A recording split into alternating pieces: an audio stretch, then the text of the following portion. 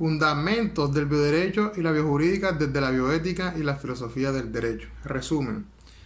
Los avances producidos en la ciencia y en la técnica en las últimas décadas han propiciado, en el campo de la medicina y sus disciplinas afines, la posibilidad de aplicar técnicas instrumentales capaces de transformar hasta el propio concepto de persona. Esto ha hecho necesaria una reflexión ética sobre la fundamentación y los límites de la implementación de estas técnicas, lo que ha dado lugar a la llamada bioética. Entonces, con una reflexión ética sobre la ciencia de la vida y la salud. A su vez, esta realidad reclama la necesidad de normas jurídicas que la disciplinen, cobrando especial relevancia en este ámbito el bioderecho y la reflexión crítica que realiza la bioética.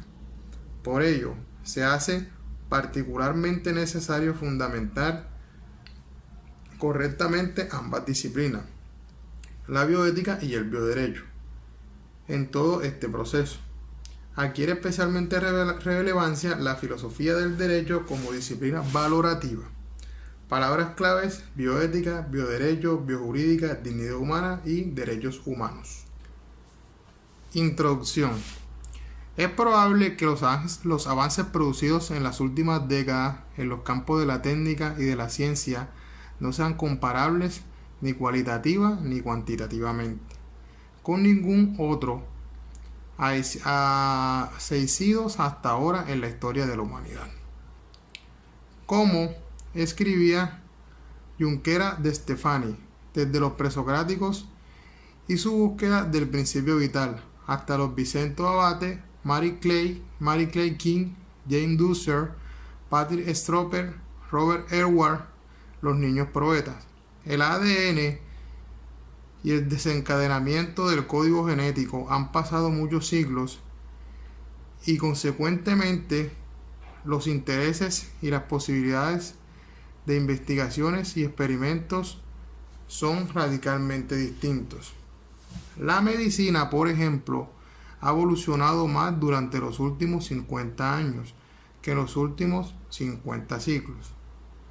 Se sostiene así Bernard del 1994, página número 7, que en estos años han tenido lugar dos revoluciones. La primera, la revolución terapéutica, que comienza en 1936 con el descubrimiento de las sulfamidas y continúa con los antibióticos.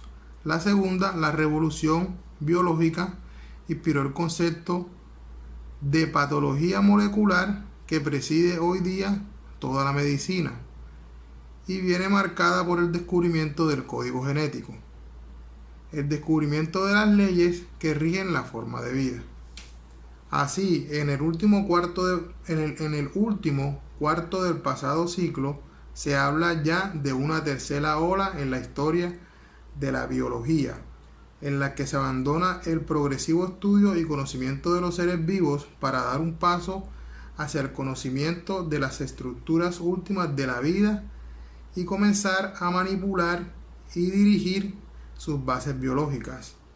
En los años 50 del siglo pasado, se dudaba todavía si el hombre poseía 46 o 48 cromosomas y hoy se está ya en disposición de sintetizar genes y trazar mapas cromosómicos. Junquera de Stefani, 1998, página 11. Se han perfeccionado igualmente técnicas de manipulación y conservación del material genético humano, que posibilitan, entre otras, la fecundación in vitro, la gestación por sustitución, la selección de sexo, la reconstrucción o fabricación de órganos y hasta la clonación humana. De hecho, se habla de tecnociencia para describir una situación en la cual los límites entre los conceptos tradicionales de ciencia y técnica se han diluido considerablemente. Aparisis, 2004, página 68. Ejemplo de ello lo constituye el ámbito de la ingeniería genética con especies transgénicas, tanto vegetales como animales. Lo anterior conlleva además a dos efectos importantes. Por una parte, se hace evidente la inaceptabilidad de las tesis modernas de la neutralidad o asepsia valorativa de la ciencia, que en definitiva depende de las decisiones humanas que reposan sobre una ideología. Por otra parte, las actuales científicas experimentales no se dedican pasivamente al estudio y profundización en el conocimiento sobre el fenómeno global de la vida, sino que gran parte de su esfuerzo se dirige fundamentalmente a intervenir activamente en ella. A Paris 2004, páginas 66-67.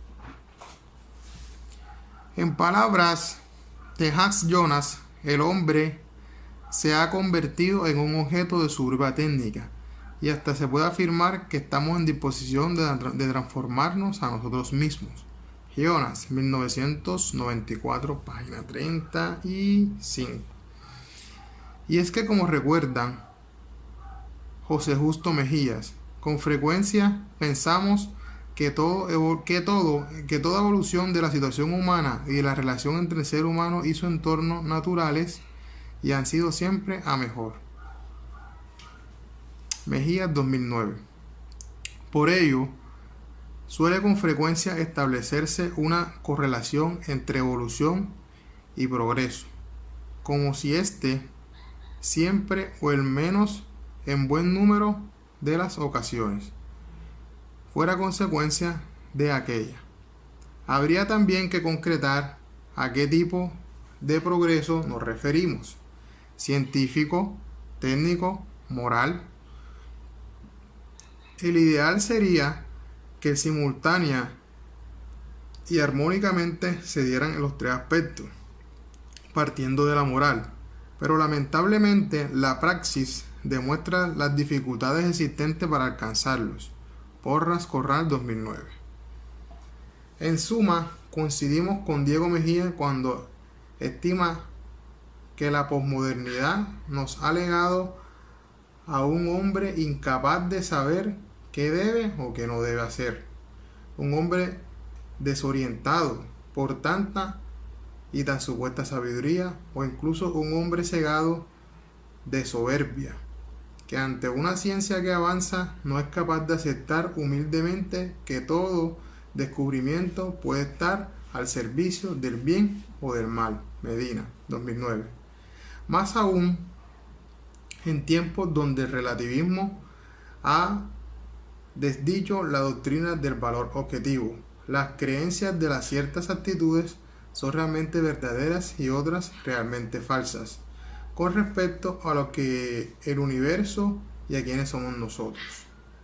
En una época en la que se educaba a las nuevas generaciones bajo estos parámetros de relativismo extremo, en la que, como escribía C.S. Lewis, extirpamos el órgano y exigimos la función, hacemos hombres sin nada en el pecho y esperamos que de ellos virtud e iniciativa. Nos reímos del honor y nos sorprendemos de que haya traidores entre nosotros. Castramos y exigimos a los castrados que tengan prole. En otras palabras, se precisa un refuerzo de la ética ante situaciones que sobrepasan la capacidad de juicio moral del hombre común de la modernidad. Y además, se hace igualmente necesario la intervención del derecho para regular coactivamente, si es preciso, estas nuevas realidades. No hay que olvidar además que en un mundo por completo globalizado, las legislaciones nacionales o regionales tienen una eficacia relativa para la norma, hechos que pueden realizarse en unos determinados países, pero que tendrán sus efectos jurídicos en otros distintos. Piénsese en los problemas de la gestión por situaciones internacionales o del turismo genético en búsqueda de determinadas técnicas productivas. El problema de fondo surge, a nuestro juicio, y como ocurre cuando se autoriza sobre los derechos humanos, cuando se plantea la necesidad o no de fundamentar qué ética y qué bioderecho consideramos los adecuados. Revisión teórica. Bioética y bioderecho. Orígenes y evolución de la bioética y el bioderecho. Los términos bioética y bioderecho, igualmente biojurídica, como veremos más adelante, constituyen neologismos cuya denominación terminológica significa contenido y no son pacíficos entre la doctrina. En primer lugar, conviene precisar que una cosa es que los términos antedichos constituyan neologismos, y otra que antes de ser adoptados como tales, autores anteriores hubiesen realizado importantes desarrollos conceptuales sobre los principios y exigencias éticas que corresponden a las intervenciones del hombre en la vida humana, ni mucho menos que tales principios o exigencias no resulten anteriores a sus conceptos científicos. Morelli, 2010. En cualquier caso, se puede observar una prelación temporal entre bioética y bioderecho, en el sentido de que, como se verá, surgió primero lo que ahora se denomina bioética, y últimamente el bioderecho o biojurídica como respuesta o reflejo de la bioética en el campo del derecho. Se podría anticipar con carácter general que el bioderecho es la manifestación jurídica de la bioética. Schertinger-Fair, 2017. Por otra parte, se cuestiona la relación entre ambas disciplinas y su autonomía respecto de la ética y del derecho respectivamente. Si bien se conoce su carácter necesariamente multidisciplinar, es ya un lugar común en la literatura especializada a señalar que el nacimiento de la bioética se debe a dos médicos holandeses, cuyas especialidades médicas se ubican junto al inicio y al final de la vida humana. El fisiólogo de la embriología Andrés Heger y el oncólogo Van Rensselaer-Potter, ambos catedráticos e investigadores. Potter planteó la bioética, la literatura, como un puente en la ciencia, en torno a la vida y al medio ambiente, el humanismo en torno a la ética, y en un sentido global más amplio que el que no hay normalmente se entiende. Cuando se alude a la bioética, pues en la obra de Potter está comprendido no solo los actores del hombre sobre la vida humana, sino también sobre la vida animal y el medio ambiente en general. Se trata pues de advertir sobre la necesidad de aplicar el saber biológico al mejoramiento de la vida. Morelli. En 1970, Van Potter publicó un artículo titulado Bioethics: The Society of Fundamental Survival, y el año siguiente publica su libro Bioethics: Venture to the Future, en el que recoge varios artículos. La propuesta de Heger, sin embargo, no coincidía exactamente con la de Potter, pues aquella no concibía la bioética como una nueva disciplina, sino como una rama de la ética clásica, aplicada a las ciencias de la vida con el fin de resolver concretos problemas morales en el campo bioético, a través de la aplicación válida de principios éticos ya existentes y universales. Sisone, 2006. En cualquier caso, la fórmula hizo fortuna rápidamente. A finales de los años 80 del pasado siglo, aparece una etapa nueva de Potter, denominó bioética global. Pues si se sistematizan las ideas referentes a la construcción de un nuevo puente entre la ética, la medicina, la ética y medio ambiente, Por último, en los años 90 surgió la denominada bioética profunda, que es aquella que explora los nexos que existen entre los genes y la conducta ética, al entenderse que con el capitalismo los puentes entre los conocimientos empíricos de la ciencia naturales y sociales ya no eran suficientes para garantizar la supervivencia. García Hernández, 2005. La bioética surge pues como un renovado esfuerzo de aplicación práctica de la ética y la moral a las situaciones emergentes en el campo de las ciencias de la salud. González, 2004. Hoy día es pacífica la definición de bioética realizada en la enciclopedia Osbiopit, editada por W. T. Warren, bajo el amparo de Kennedy Institute de Nueva York en 1995, que la conceptúan como el estudio sistemático de las conductas humanas en el campo de las ciencias de la vida y de la salud, examinada a la luz de los valores y principios morales. Scisiones, 2006. No tiene el moderno bioderecho a una fecha y lugar de nacimiento tan determinado como ocurre en el caso de la bioética.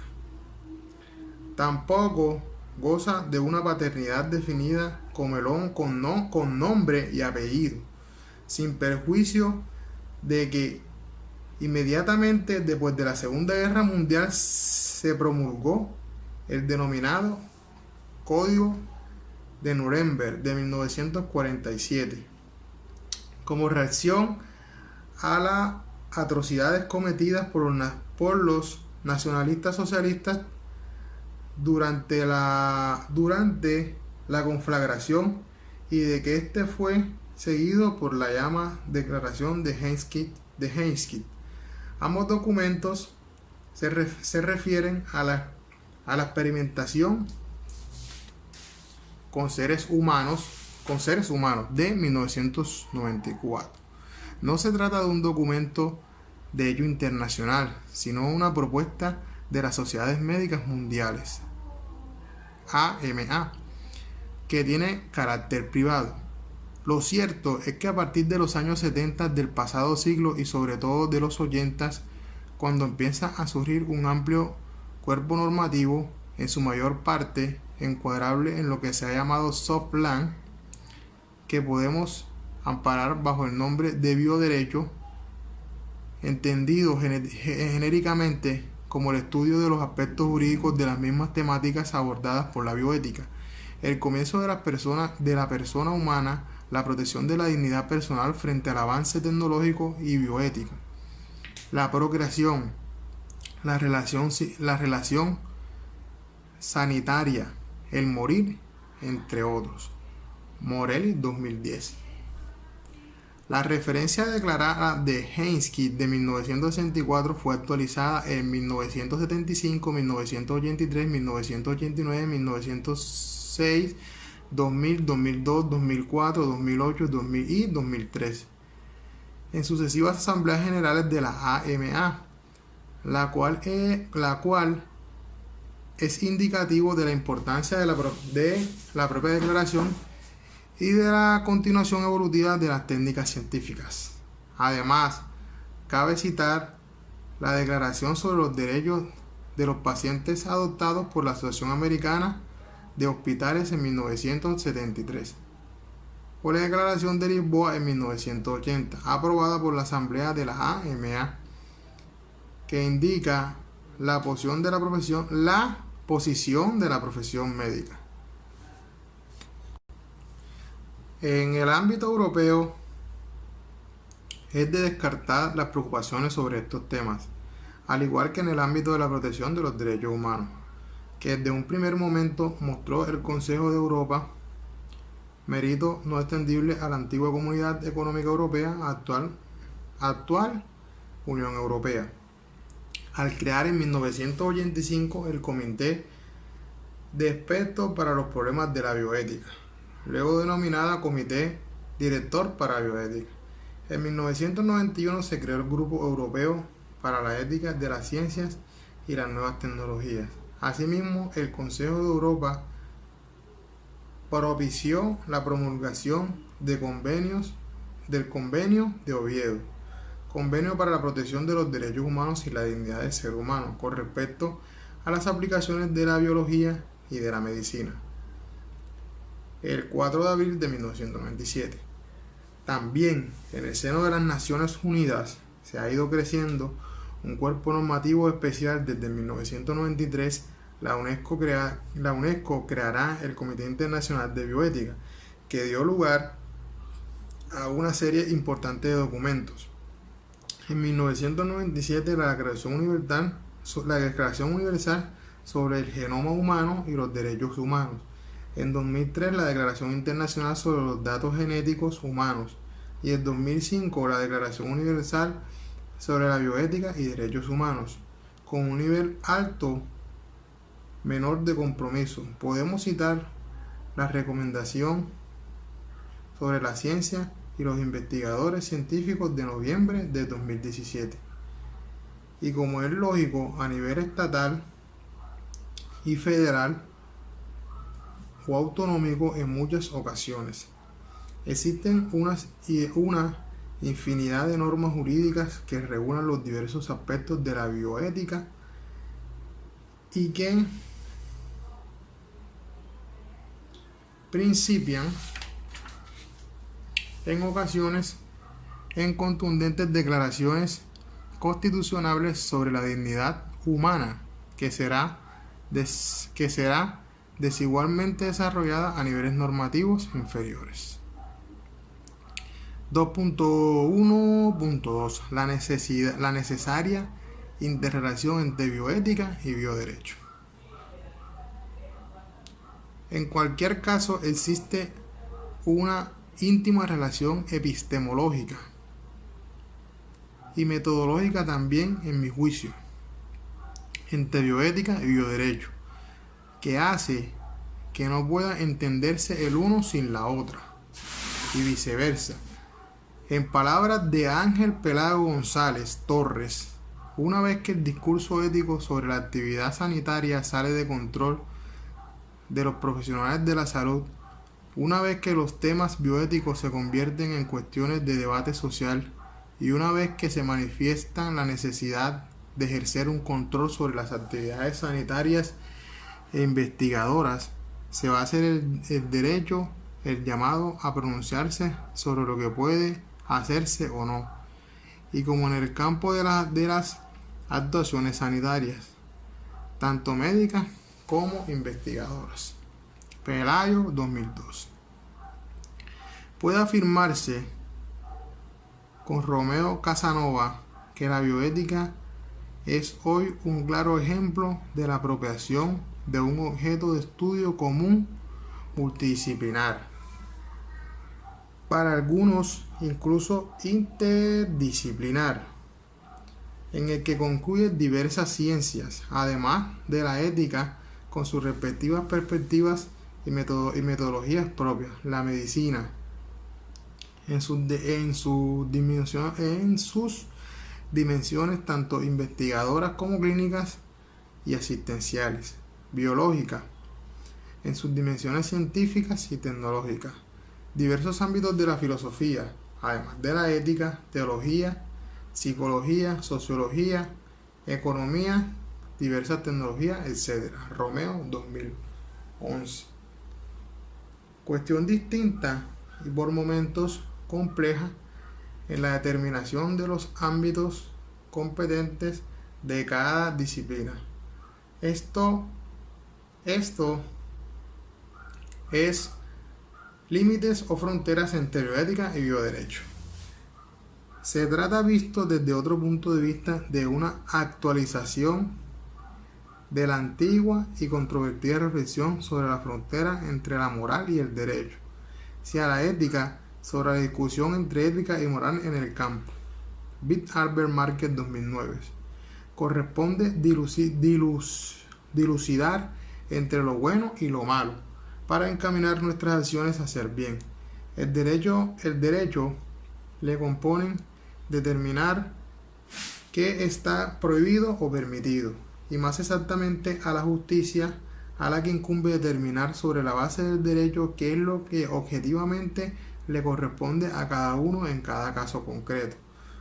Lo anterior no significa necesariamente que la relación entre ética y derecho sea absoluta y necesaria, pero sí al menos y siempre a nuestro juicio que el derecho tenga como fundamento y límites ciertos valores, llamémoslos éticos, incluso independencia de esos valores están reflejados y sancionados en una norma de derecho positivo.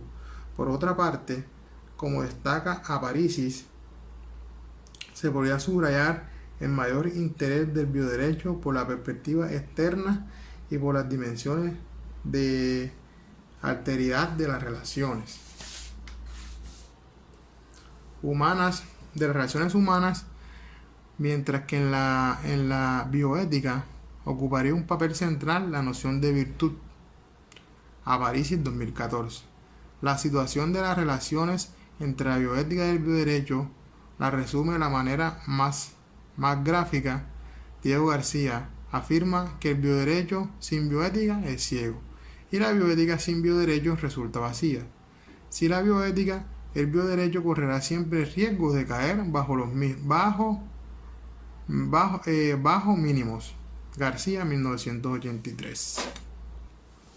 Bioderecho o biojurídica, el saber filosófico del derecho.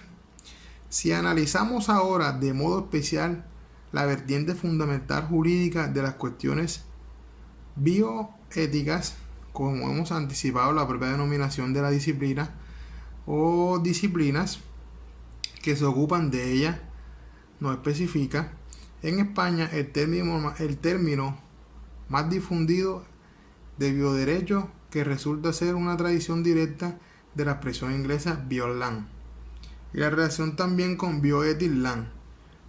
Con menos frecuencia se alude en España también a biolegislación o a biojurisprudencia. Aparicis 2004. El término biojurídica, por su parte, procede de la doctrina italiana y es allí predominante. Desde el punto de la filosofía del derecho, entendemos con Aparicis que a quien seguimos en este punto, que la discusión conceptual entre ambos términos se puede tener relevancia. El bioderecho, en general, se ocuparía del estudio de las realidades bioéticas desde la perspectiva de la ciencia del derecho, esto es desde el derecho positivo, y sería cultivada como disciplina autonómica sin dificultad por juristas que le provienen precisamente de ramas especializadas de la ciencia jurídica, como el derecho civil, penal, administrativo, constitucional, mercantil, etc. Por su parte, la biojurídica estudia el mismo objeto, las realidades o fenómenos bioéticos de los diversos conflictos que surgen en el ámbito de la relación humana como consecuencia de la incorporación de las nuevas tecnologías a la ciencia de la salud, desde el ámbito de la filosofía del derecho. De este modo, la función de la biojurídica sería precisar la de justificar los principios no morales, sino propiamente jurídicos, en lo que se apoyaría el bioderecho o la biolegislación. Aparicis 2004.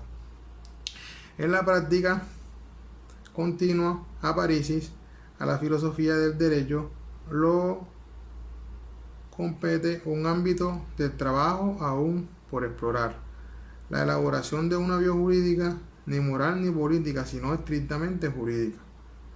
En cualquier caso, la diferenciación entre bioética y bioderecho no es doctrinalmente pacífica, al menos entre la doctrina española. El profesor Andrés Ollero, por su parte, se identifica dos términos porque entiende el bioderecho como una nueva rama jurídica caracterizada por su atención al respeto y a la protección de la vida humana desde la concepción a su final. Que será calificado en ocasiones impropiamente como biojurídica. La bioética es una rama de la ética, entendido este término como sustantivo y no como adjetivo. Si llamamos derecho al estudio de la regulación jurídica de diversos aspectos de la vida de la sociedad, parece lógico acudir a tal sustantivo y no adjetivo para identificar la naciente disciplina. Joyero, 2006. Por su parte, Atiencia parece posicionarse indirectamente por la tesis diferenciadora a sostener que, por ejemplo, nos podemos referir a derecho civil, donde el término derecho se emplea como sustantivo para remitir a una concreta rama del derecho. Asimismo, podemos emplear la expresión filosofía jurídica, en la que por el contrario la evolución jurídica se utiliza como adjetivo para designar la reflexión de totalizadora y crítica sobre el fenómeno jurídico. La cuestión nominal o terminológica roza además, a nuestro juicio, con la obligación de saber concretamente a qué nos referimos de su jerarquía. Resulta imprescindible acudir es ese caso de la jerarquización de los saberes que realizan en su día Elías de Tajadera y que también suscribía Lorca Navarrete. Así parecía Elías de Tajadera dentro del saber rozanado. Esto es aquel que es evidente ni relevado y en que interviene la razón humana como elemento definidor. Se ubica el saber común, el técnico, el científico y el filosófico. Elías de Tajadera, 1997. El saber científico se considera superior al técnico y el filosófico a todos los demás. Lo propio ocurre en el ámbito del saber jurídico, cuyo caso el saber superior es el filosófico jurídico, siendo saberes inferiores al saber jurídico científico y el jurídico técnico. Si adoptamos estas conceptualizaciones, el bioderecho sería un tipo de saber técnico o científico, y lo biojurídico ocuparía el predio o saber filosófico. La filosofía del derecho encuentra así un nuevo campo de actuación para el que se encuentra no solo legitimada, sino también particularmente facultada para desempeñar un papel relevante en el razonamiento jurídico sobre la bioética.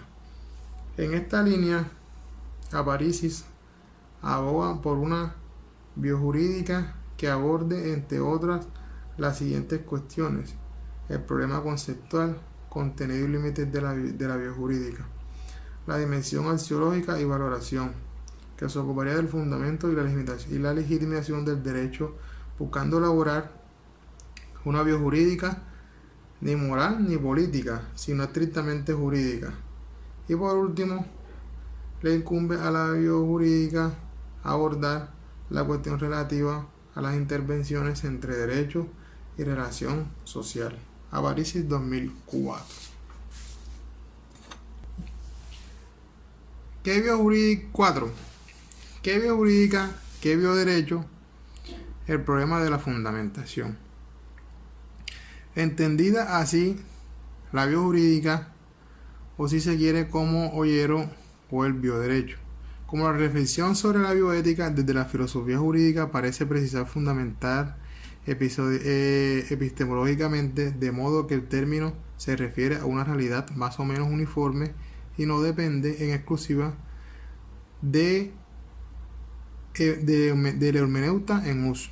Ocurre en este sentido que, dejando inicialmente el margen posturas extremadamente utilitaristas o de puro positivismo legal, casi todos los autores consideran que la dignidad humana es ese principio apto para fundamentar el bioderecho. Ahora bien, no hay ni por asomo consenso en qué consiste exactamente esa idea de dignidad. Incluso podemos apuntar que se cuestiona incluso la necesidad de fundamentar el bioderecho como se cuestiona hacerlo en los derechos humanos, como es sabido. Es muy citada la frase de Bobbio, que probablemente de los derechos humanos no es fundamental sino realizado a protegerlos. Bobbio 1982. Estimamos con Robles que este puede ser probablemente práctico de los derechos humanos, pero el probable teórico es el que se fundamenta y que está fundamentado teóricamente es necesario por razones de tipo moral, pues no podemos defender ni realizar los derechos humanos si no estamos convencidos de su bondad moral, de que su implicación hace mejorar a los hombres y a la sociedad, ser más justa. Por razones de tipo lógico, porque es necesario determinar materialmente su contenido intrínseco. Por razones de tipo teórico, indispensables en el caso de los juristas. Y por último, por razones pragmáticas, pues como Robles señala, carece de sentido luchar por algo sin saber por qué se lucha. Robles 1992. Estimamos que lo propio es predicable del bioderecho, que merece sin duda ser fundamentado de modo sólido en sede teórica para, entre otras cuestiones, que puede ser eficaz en la práctica. El problema comienza precisamente al intentar conceptualizar la dignidad humana, como Stegman señala. Lo que la palabra dignidad quiere decir es difícil de comprender conceptualmente, porque inicia una cualidad indefinible y simple. Speckman, 1989. Aún así, Herbada la define en otro lugar como la perfección o intensidad del ser que corresponde a la naturaleza humana y que se predica de la persona. En cuanto a esta, la realización existencial de la naturaleza humana, Herbada 1995. Es sabio que Kant, en su fundación de la metafísica de la costumbre, observó que las personas no son meros fines subjetivos, cuya existencia como efecto de nuestra acción tiene un valor para nosotros, sino que son fines objetivos. Esto en seres cuya existencia es en sí misma en un fin y en un final tal que en su lugar no se puede poner ningún otro fin para el cual debería servirles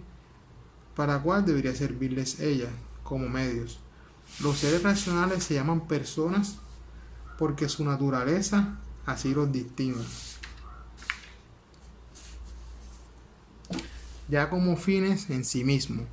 Esto es como algo que no puede ser usado meramente por medio y por tantas limitaciones en sentido, todo capricho, y es objeto de respeto.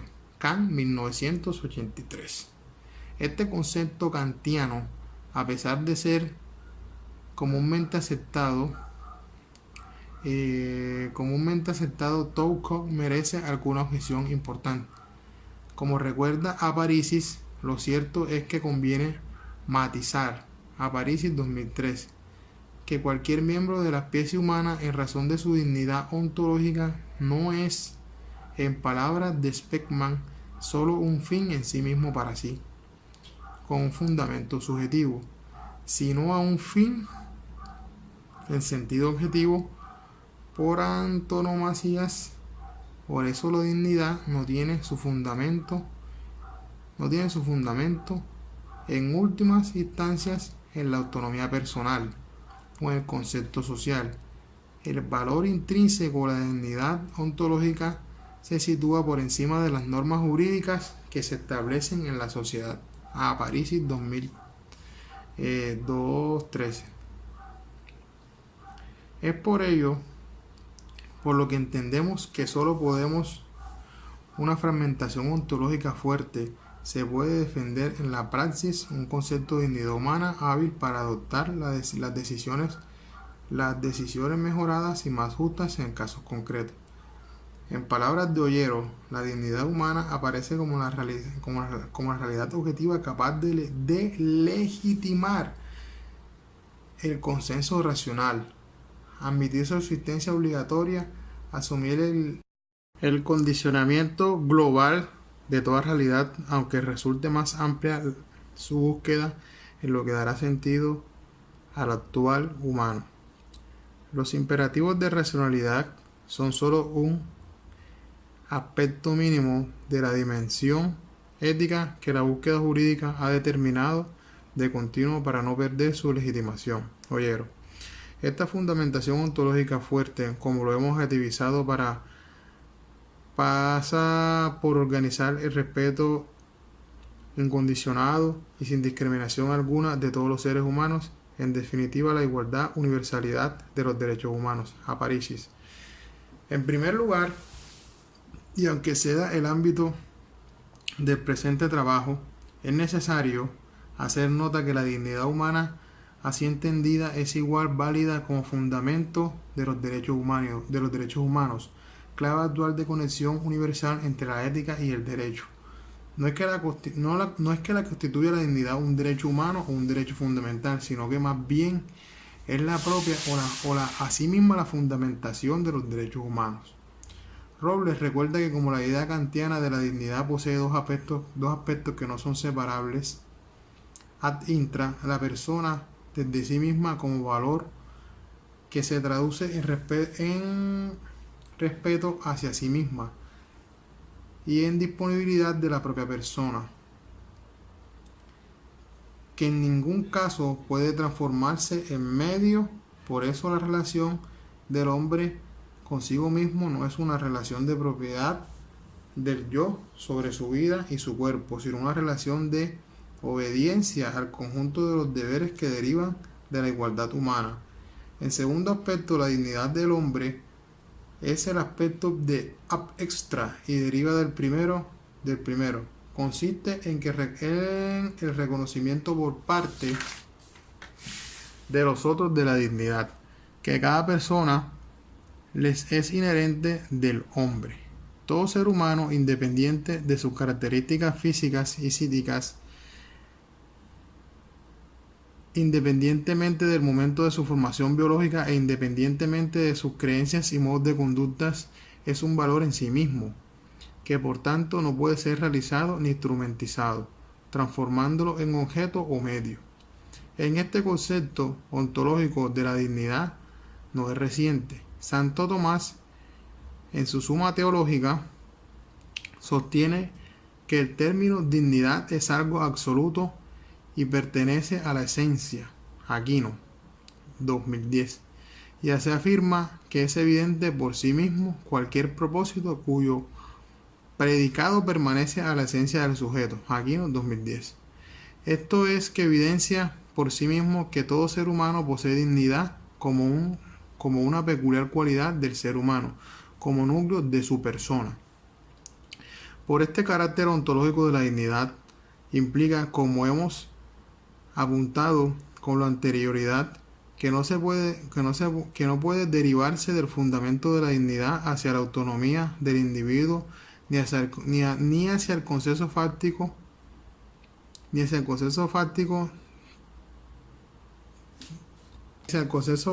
intersubjetivo en este caso. Convirtamos la dignidad en algo subjetivamente valioso, pero insuficiente. Aparicis, 2006. Lo mismo se puede argumentar respecto del deslizamiento tan evidente como reciente del contenido de la dignidad humana hacia otro tipo de derechos, particularmente el derecho a la intimidad, como recurrentemente sentencia del Tribunal Europeo de Derechos Humanos no sobrepasa del artículo 2 del Convenio de Roma, que protege el derecho de toda persona a la vida, sino también de una interpretación extensa del artículo 8 en sí mismo convenio, que protege los derechos a la intimidad en estos términos: derecho al respeto de la vida privada y familiar, y todas las personas tienen derecho al respeto de su vida privada y familiar, de su domicilio y de su correspondencia. No podrá haber injerencia de la autoridad en el ejercicio de este derecho, sino en tanto cuanto esta injerencia esté prevista por la ley y constituya una medida que en una sociedad democrática sea necesaria para la seguridad nacional, la seguridad pública, el bienestar económico del país, la defensa del orden y prevención del delito, la prevención de la salud o la moral o la protección de los derechos y las libertades de los demás. En este sentido y por todas, se puede ejemplificar el caso de Gross contra Suiza. Resultó en sentencia del 14 de mayo del 2003 que se considera que los deseos de la recurrente de que sea patilizada una dosis de pentobarbital, permitiendo terminar con su vida, formada por parte de su derecho al respeto a la vida privada del artículo 8 de la Convención. Case of Gore vs. Islandia. 678-10 June, Star Wars, del 14 de mayo del 2013. En esta conceptualización de la protección del derecho a la vida, derecho derivado directamente de la dignidad humana, que considera la vida humana como algo digno de protección integral, ha proporcionado su interpretación extensiva hacia otros problemas jurídicos como por ejemplo el aborto. Así por ejemplo en España la exposición de motivos de la LO en 2010 del 3 de mayo de la salud sexual y reproductiva e interrupción voluntaria del embarazo BO del 4 de marzo de 2010 afirma textualmente que la decisión de tener hijos y cuándo tenerlos constituye uno de los asuntos más íntimos y personales que las personas afrontan a lo largo de sus vidas, que integran un ámbito esencial de la autodeterminación individual. Los poderes públicos están obligados a no interferir en este tipo de decisiones, pero también de haber establecido las condiciones para que se adopte la forma libre y responsable, poniendo el alcance de quienes lo precisen servicios de atención sanitaria, asesoramiento o información a la protección de este ámbito en la autonomía personal tiene una singular significación para las mujeres, para quienes el embarazo y la maternidad son hechos que afectan profundamente a sus vidas en todo sentido.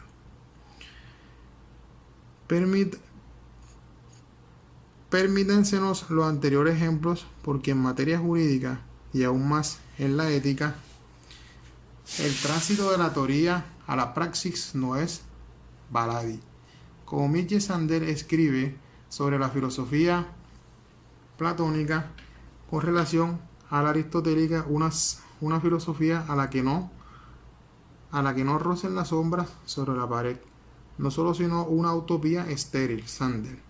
Acabamos de ver dos ejemplos, situados al final y al inicio de la vida, en los que un determinado concepto de dignidad humana, aún no nombrada expresamente, puede conducir a suprimir precisamente la vida, el amparo de un derecho, el de la intimidad, que realmente no fue conseguido principalmente por diluir esta cuestión. Quinto, hacia un bioderecho en acción, bajo la guía de la biojurídica valorativa. Quizás por ello se ha planteado también entre la doctrina Albert 2013 la oportunidad de poner en práctica junto a la biolegislación un llamado bioderecho en acción. Por la protección de la vida se juega también y decisivamente en la praxis jurídica, en la interpretación y el proceso de recreación del derecho que conduce a la solución del caso concreto. Se trataría pues una visión amplia del bioderecho, entendiéndose como aquel que obra jurídico el que determina el derecho a la vida humana. En esta visión cabría tanto la acción del legislador como la de respeto a los operadores jurídicos, y de los ciudadanos. Albert 2013. Pues definitivamente la mayoría de los conflictos biojurídicos contemporáneos dependen de cómo entendamos de los textos biojurídicos. Comenzando, podemos precisar por el propio concepto de dignidad humana, el cual depende todos los demás. Por eso entendemos que el bioderecho debería de inspirarse en los mismos principios que desde finales del siglo pasado fundamentaron la bioética en 1974. El Congreso norteamericano constituyó una comisión sobre investigaciones clínicas con personas que desconocían que fueron utilizadas como cobayas humanas. 4 años después, la International Commission for the Protection Humana presentó el reconocido informe de Belmont, en el que se formulaban 3 principios básicos de la bioética.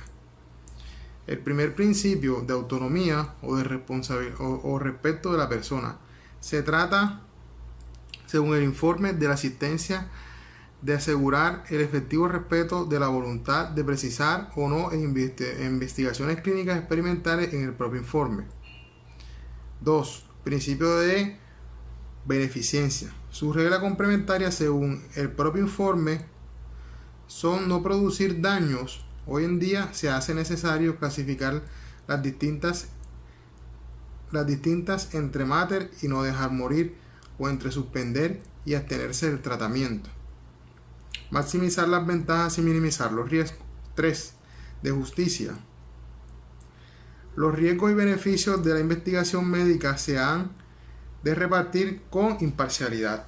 En los principios y circunstancias recomendamos el área de experimentación médica, por lo que pronto se planteó la búsqueda de criterios válidos para toda el área biomédica, cuyas bases se sentaron en la obra de Tom Berker y James, The Children Principles of Bioethics, de 1979. En ella, el aspecto negativo del principio de beneficencia, no causar daño, se constituye en el principio aparte denominado ausencia de daño y que se sitúa en segundo lugar después de la autonomía.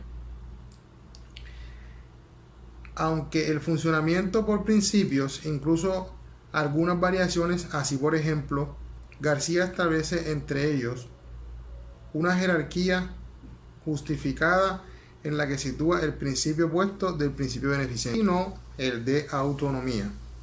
Ha tenido un gran éxito en la bioética.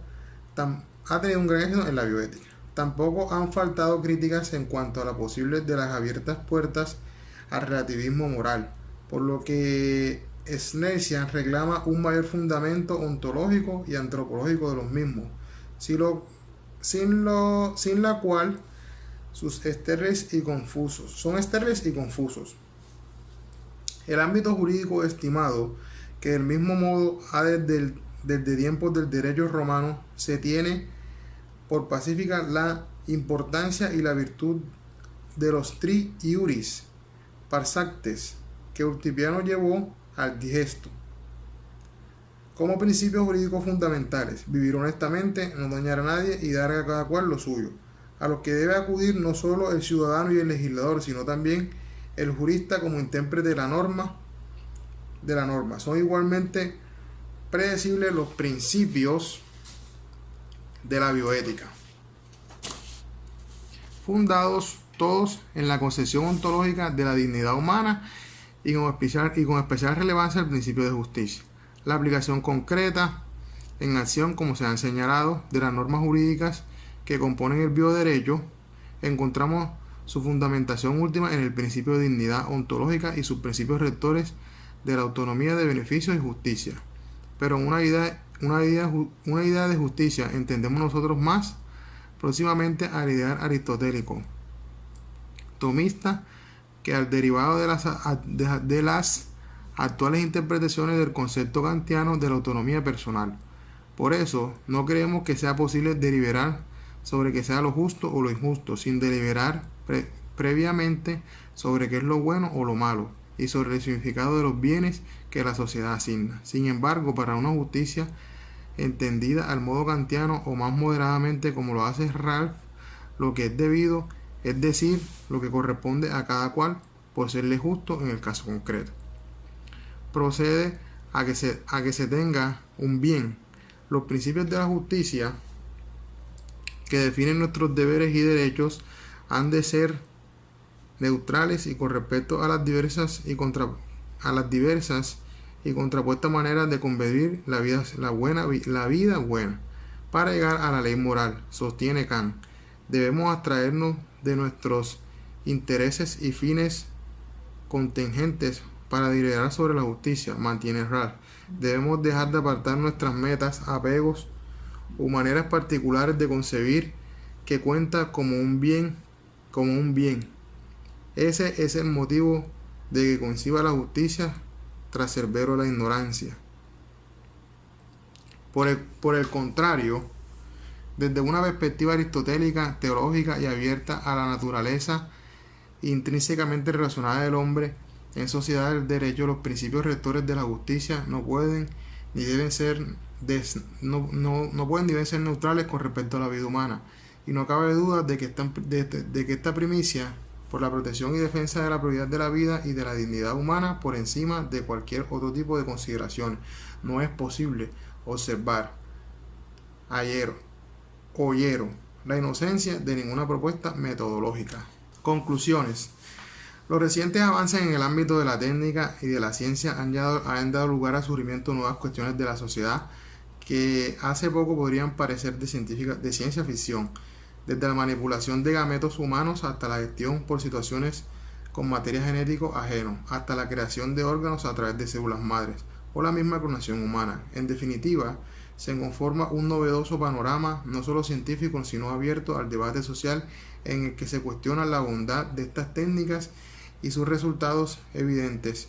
Esta situación no solo afecta a la medicina o a la biología, sino que se extiende a la ética, a la moral, a la teología, al derecho, a la sociología, a la economía, a la ecología, entre otros, configurando situaciones de facto que requieren soluciones a los conflictos que genera y a los que en un futuro se producirán. Es por esto lo que surgió a finales del pasado siglo, una disciplina autónoma, la bioética, que pronto fue seguida en el plano jurídico del llamado bioderecho, entendido como conjunto de normas que tiene por objetivo los diversos aspectos de lo que ocupa la bioética, pero un simple bioderecho de carácter analítico o descriptivo no justifica a nuestro juicio su carácter de disciplina autónoma, sino va acompañada de una reflexión axiológica sobre los fundamentos, su contenido, sus límites y sus fines. Esa es justo la razón de ser y el objetivo de la biojurídica, disciplina que aún teniendo también marcados caracteres interdisciplinares, reclama la presencia constante de la filosofía del derecho como saber superior de referencia. No obstante, ni la bioética, ni el bioderecho, ni la biojurídica tienen significados definitivos si no se encuentran sólidamente fundamentadas, entendemos de la dignidad humana en sentido ontológico, y concluye elementos fundamentales de estas tres disciplinas, y que a su vez derivado de los principios rectores básicos y bioéticos y del bioderecho. Corresponde luego, dentro del ámbito propiamente jurídico, a los distintos operadores jurídicos determinar en cada caso qué es lo justo en la aplicación de las normas del bioderecho. Y es esa labor en la que han de tomar consideraciones como principios rectores que no deben ser sobrepasados ni violentados. Los principios común admitidos de la bioética, la determinación del derecho no es fundamental una ciencia, sino un arte que requiere un hábito, un ejercicio continuo, una constante y perenne voluntad de dar a cada cual lo suyo, y ocurre con justicia algo parecido a lo que comete con la idea de dignidad. Podemos saber exactamente en qué consiste siempre, invariablemente, pero también podemos llegar a ella cuando precisamos su negación, cuando observamos la injusticia a los actos indignos que cometen algunas personas. Y ninguna norma jurídica ni ningún acto humano puede ser considerado a la dignidad humana. Por eso se ha hablado del superconcepto de dignidad de la persona. Muchas gracias, compañero.